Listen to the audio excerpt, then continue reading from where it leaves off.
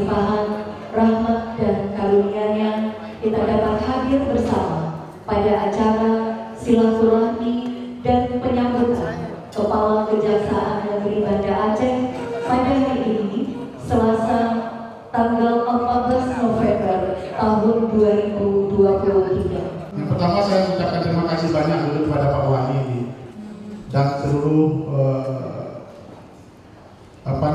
warga wali kota Banda Aceh, para asisten yang telah membuat penyebutan kami ya.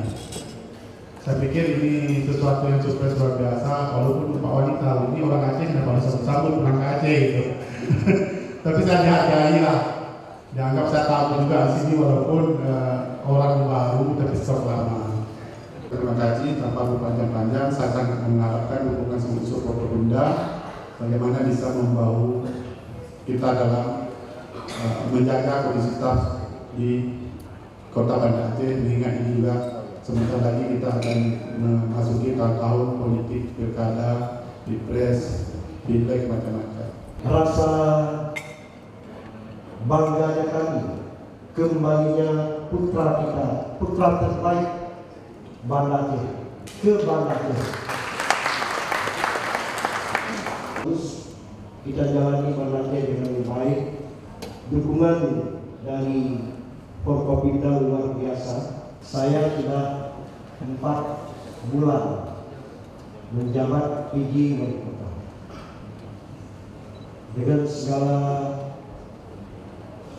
kebersamaan yang kami miliki selama ini, masalah datang silih berganti, tapi alhamdulillah dapat kita jalani secara bersama-sama, melakukan upaya peningkatan pendapatan asli daerah di Banda Aceh, karena memang kita punya potensi yang luar biasa.